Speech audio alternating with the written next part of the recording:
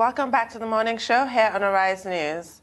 Last weekend, Nigerians were reminded that more than 100 schoolgirls abducted by Boko Haram from a secondary school in Chibok, Borno State, in April 2014, had spent 2,000 days in the custody of the terrorists. We're now being joined by Maureen Kabrik, a member of the strategy team of the Bring Back Our Girls movement, for an appraisal of what the journey has been in the campaign to keep global attention on the plight of the girls and how effective its management of the government has been. Welcome to the program. Good morning. Good morning. Good morning. Good morning, Maureen. Good to have you on the morning show. Now, it's been over 2,000 days since Good morning, Dr. Ruben. I'm glad to be here. Thank you. Over 2,000 days since the Chibok girls were abducted. And at every turn, the presidency has promised that the remaining 112 girls will be rescued. Now, almost 5 years later, what's the mood among members of the Bring Back Our Girls movement? Do you think this is a case of unfulfilled promises? Do you think government has tried its best, or do you think government just makes the right noises and there is no attempt whatsoever to follow up on the rescue of the remaining 112 Chibok girls? The mood is always a very sad one. It's never something that we look forward to anytime we have to go to the Unity Fountain. We sit on a daily basis at the Unity Fountain, 5 p.m. to 6 p.m. And then we mark milestone days, which was what we did on Saturday, day 2000. That was 5 years, 6 months of Chibok girls being in captivity. It was another sad reminder that our daughters have been taken away from us for 2,000 days. We had some parents in our midst. There's no words that you can ever use to comfort such parents. There's no words that you can ever tell them that will make any meaning to them. So it's the same thing because we have all become family. You know, they said, Martin Luther King once said, injustice to one is a threat to justice everywhere. So injustice to Chibok parents is a threat to justice everywhere. You know, so for 2,000 days, their daughters have been with terrorists, and we don't seem to hear anything from government. All we get is a deafening silence, a silence that is very loud, you know. And so on days like what we did, like on the Saturday that we marked day 2000, it was another way of us as a movement reminding the government of President Muhammadu Buhari of their primary responsibility, just in case they have forgotten. We needed to remind them to wake up to their primary responsibility, that we still have 112 Chibok girls that are in abduction in captivity for 2,004 days today. Leah Sharibu is still in captivity. Humanitarian aid workers that have reached out and videos have been put out by the terrorists crying for help, and so many other abductees, really, that we do not even know who they are. We do not have their names. We do not have their identities. But we know that we have citizens that are in captivity. And this government owes it to those citizens who have been in captivity. They owe it to them, that responsibility of them being rescued. President Muhammadu Buhari will not be doing any of those citizens a favor. It is not a privilege for them to be rescued. It is their right as enshrined in the Constitution of the Federal Republic of Nigeria. So the government of Muhammadu Buhari we would continue to keep the pressure. We would continue to demand. Eternal vigilance is the price we'll have to pay for our liberty. So we would continue to remind this administration that they have a duty to perform. Let me remind President Muhammadu Buhari of his words on 29th May 2015, where he said, it is on record, that it will not be said that the fight against the terrorists is over until all, he didn't say one, he said until all of our Chibok girls are rescued and all of our citizens are rescued. So I'm sending this reminder to him that integrity is consistent. And so he must stay consistent and deliver on his promises that he made to Nigerians on 29th May 2015 at the Eagle Square. I watched that handing over, and I heard him say that, and the world heard him say that. You're absolutely right, Maureen. And I want to start off by thanking you for keeping up the pressure and maintaining that vigil at Unity Fountain during any landmark occasion. Thank you so much. It is galling that by now that red badge that you're wearing is not some kind of historical memento, that by now you're not on this show to talk about what strategies were employed in freeing all the Chibok girls, that we're still having this conversation about at least 112 girls. As you've rightfully pointed out, there are many more that are being held by terrorists. It's devastating. But I want to ask you now, what do you want the government to do? What efforts should be made to really meet that self-imposed standard that all the Chibok girls must be released? What have they been failing to do thus far, and what strategy would you like to see? You see, we've always, the federal government of Nigeria is empowered. They have everything, the security apparatus. We citizens don't have that access. So, hello, I can't hear you. We can hear you, Maureen. Please carry on. I can't hear you. We can hear you. Please carry on. Okay. All right, then. Okay, great. So we had always told the federal government of Nigeria that they have different options available to them. Either negotiation, either force, or they use the two options, negotiation and force, at the same time. It is left for the federal government of Nigeria. We're not going to tell them how to do their job.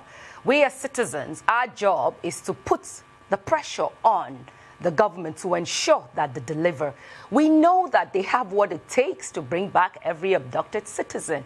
So that we're making this demand is because we believe in the capacity of our government to rescue our daughters. 82 were brought back, 21 were also brought back. So we believe that the same mechanism that was deployed in bringing back this number should be deployed also to bring back all the other Chibok girls, Leah Sharibu, Alice Ngada of UNICEF, whose colleagues have been killed. And the videos were put out by the terrorists. So we would encourage, we will continue to engage this government. We have said we are not going to go away. Our duty as citizens is to ensure that we do not ever stop making demands on government, irrespective of who is in power. We made the same demand when the last administration was in office. We had always said we're regime neutral, and we're doing the same thing right now, and we are not going to go away, because every life must matter in this country, either the life of the children of the rich or the life of the children of the poor. All of us, our lives must matter. And let me use this opportunity to honestly thank the media. You always help in amplifying our voices. If it was just for us meeting at the Unity Fountain and shouting, "Bring back our girls," the world would not have heard us. But the media has been with us on this journey, and I must commend the media, because without the media, our voices will be drowned out. But we thank you most sincerely, because it is our responsibility, and as the fourth realm of the estate, as they say, you also owe it not just to the Chibok girls, but to every Nigerian, that our lives must be dignified. I have always maintained that if it were the children of the rich that were taken on April 14th, 2014, in this country, there would never have been a Bring Back Our Girls movement, because the government would have used everything at its disposal to rescue these daughters. But because they are children of nobodies, and reason why today, 2004 days, they are still in captivity. The government would have moved mountains if these children had certain surnames attached to them. But because the poor, it is a crime. It has officially become a crime in Nigeria to be poor. Because the poor, when you're poor, as Aisha Yusufu will say, you're nameless, you're faceless, and you're voiceless. And this is what we are fighting, to ensure that the lives of every Nigerian must be dignified. What is the value of the average Nigerian life? It must matter. It's Maureen, not only the lives of those who are in government that should matter. So we would not give up. We know that the government knows what to do. Absolutely. And they must do that to rescue the rest of our daughters. We won't tell them what to do. They know what to do. Absolutely. And to be honest with you, with the proposed budget now of 100 billion naira towards defense and 38 billion naira towards the Northeast, we would only hope that they would come up with sincere strategies. But let me ask you a question, Maureen, with regards to David Cameron's memoirs that came out recently. And he put some claims in there that the UK government under him offered help during the Goodluck Jonathan administration when the Chibok girls were taken, and the Jonathan administration, according to him, rejected this help. What is your take on those claims being made by the former British Prime Minister? And if these claims are true, then what exactly does this say? The British government has always reiterated what David Cameron came out to say. It's nothing new. Dr. Reuben Abati, who is sitting right next to you, was in that government, when our daughters were taken. What was the action of the government at that time? They chose to play the part of, oh, see no evil, hear no evil. Now, them, as they once told us, fringes of the north, that's where they are. Leave them. It's all a cry. It's all a farce. They are just after me. They just want me out of office. So they planned this abduction. We've heard that several times, not just from the British government, but from other governments around the world, that they offered to help. There was no kind of stories that we didn't hear. Even the government itself, late Alex Badeh, I will never forget also, told us on TV, on air, that they have sighted the girls. They know where they are. The former chief spokesman of the military, then Olukola, they also said the same thing. So is Cameron saying anything new? He's not saying anything new. They knew where our daughters were. They had everything at that time to rescue those girls without them having to stay for 2,004 days today. For whatever reason that they decided to ignore or not accept this help, it will be left for them to be truthful to themselves. And I know that if they have a conscience, they would know that they have caused over 200 parents pain that will never go away. Over 20-something parents have died from the pain of not knowing where their children are. There's a pastor, Pastor Enoch. Two of his daughters, Monica and Sarah, are in abduction. There is a Madam Sarah Samuel who comes every day to this Unity Fountain. Every time she comes, she breaks down. There is a Mrs. Esther Yakubu, who whenever she comes, her daughter is who they always put to speak on behalf of the Chibok girls taking, Dorcas Yakubu, but they gave her a name, Maida Yakubu. I wonder if they ever imagined that if it were any of their daughters, would they have denied Cameron access when they offered to help? If it were their daughters that were in abduction or their loved ones that were in abduction, would they not have combed the entire world to find help wherever they could get? There was no reason. Whoever at that time offered to help, the government of President Badeh, Goodluck Jonathan, should have accepted it and let it be that they tried and failed. So there's nothing that he's going to come out and say now that will make any difference, because we all know the story was out there. His comrades who were in office with him then told us that they know where the girls are. They've seen them, and they will bring them back. Late Alex is on record. Check your records as the media people. You would see it. So many of them came out and told us they know where the girls are, that they would rescue them. And this was an abduction that the presidents then, ex-president Goodluck Jonathan, only accepted that it happened 19 days after, when citizens had to come out to march on the street. If it were his daughter that was taken, would he have waited for proof? Or would he have moved the mountains to get her back from whoever that was with his daughter? Oh, because they're children of the poor, so he's okay. So this is why we are insisting that we would continue to make this demand, because every life in this country must matter. Well, Maureen, I mean, there is much of that narrative that is not true. And I can tell you, as somebody who was in the arena at that time, that, Prime Minister David Cameron is not telling the truth. Of course, President Goodluck Jonathan has responded to some of those allegations, some of these, received opinions and misconceptions that continue to be bandied up and down. But I don't want to engage you. That's not my job here right now. It's not for me to defend what we did when we were in government or what happened. I'm sure that the truth will come out at some point fully. But I would like to ask you a question. When the Chibok girls crisis occurred, there was a lot of international, global outrage. Do you get a sense that there has been a reduction in that level of, in terms of the global outrage? And what do you think is responsible to that? Do you get a sense that people are beginning to get used to the fact that maybe the girls would never be rescued? But we'll take a short break. When we come back, you can respond to those two posers. We'll take a short commercial break now. We'll be right back. Welcome back to the morning show here on the Arise News channel. Still with us in Abuja studio is Maureen Kabrik. Maureen Kabrik is a member of the strategy team of the Bring Back Our Girls movement. And we've been having a conversation with her about 2,000 days after the abduction of the Chibok girls and the need to rescue the remaining 112 girls. Now, Maureen, before we went on break, I had asked you a question about your current assessment of the level of global reaction to the continued abduction of 112 Chibok girls. Yeah, the global reaction isn't as much as it was in the early days of the abduction, and there are so many reasons for that, and we can actually understand, with the world, although we can tell that a lot of them haven't moved on, we have a what's her name on Twitter, who every day, puts out. She's in the Congress. That's the U.S. Congresswoman. Yes, the U.S. Congresswoman, yes, who always every day, rallies her colleagues, to still carry the placard, still demanding bring back our girls. Every day her Twitter handle puts out a message. And on Wednesdays, they do the Wear Red, in honor of our Chibok girls, every Wednesday. So for us, that is something that we really appreciate. But of course, those other, global personalities that we had that lent their voices to this campaign, have also sort of moved on. It's not easy. We have been standing today, it's day 1,989, that we as the movement have been coming out on a daily basis.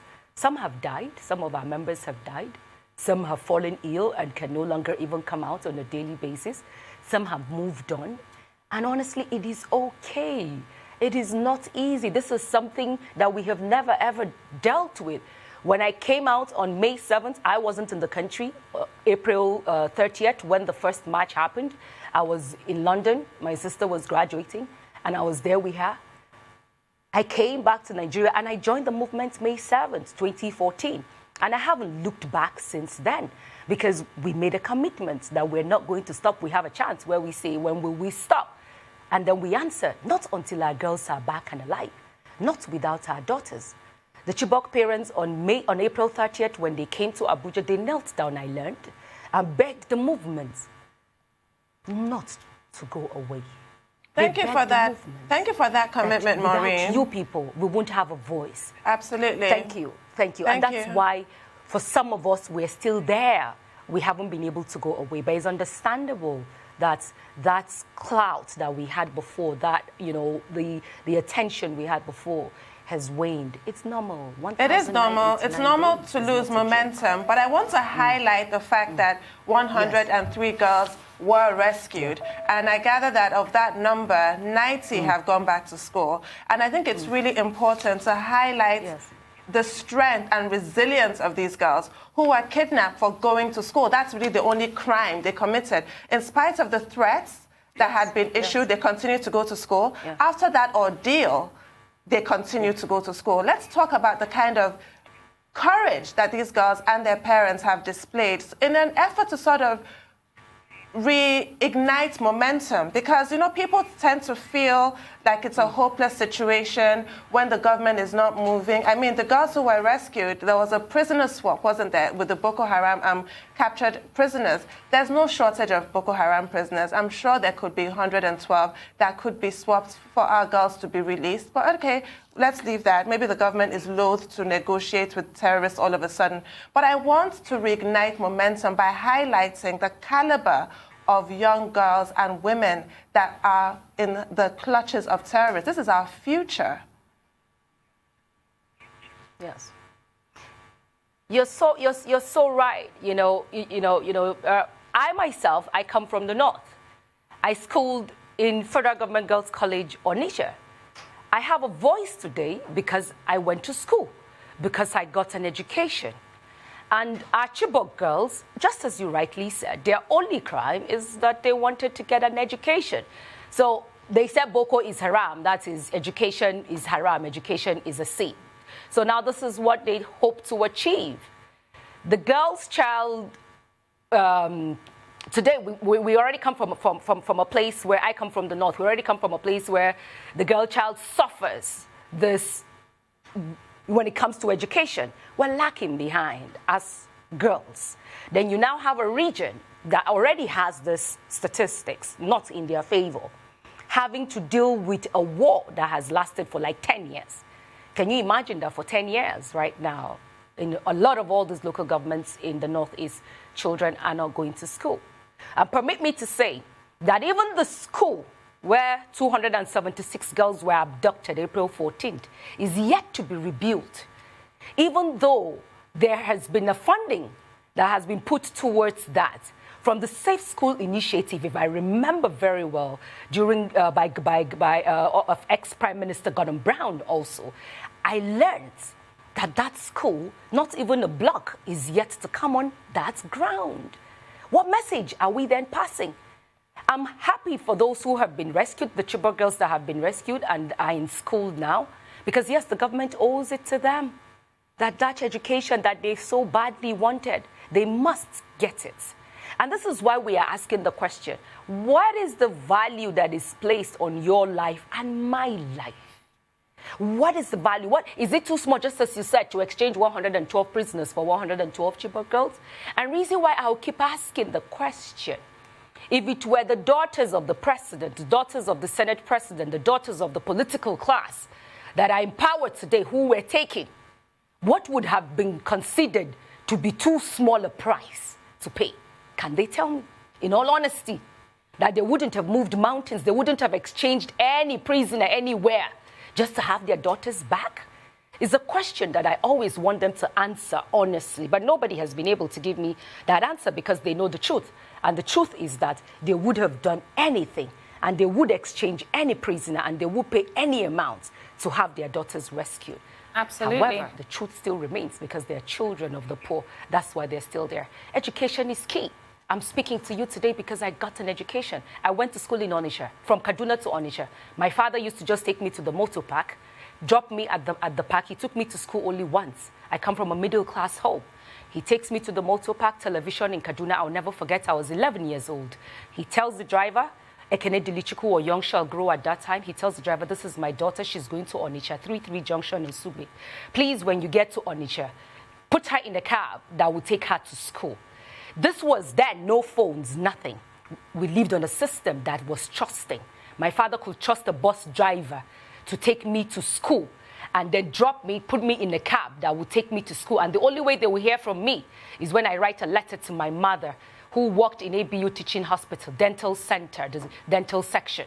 And I'll write to her, Mrs. Cecilia Bakam, just to let her know. And now things have certainly changed, and students can't go to school anymore and get the education that they need to because of insecurity. Absolutely. And it's a huge issue, Maureen. But let's speak about how people can start to or continue to support the Bring Back Our Girls movement. Are there any activities currently going on that the public can get involved in? And what would you like to see more of in terms of the public coming forward with their voices and their support in different ways?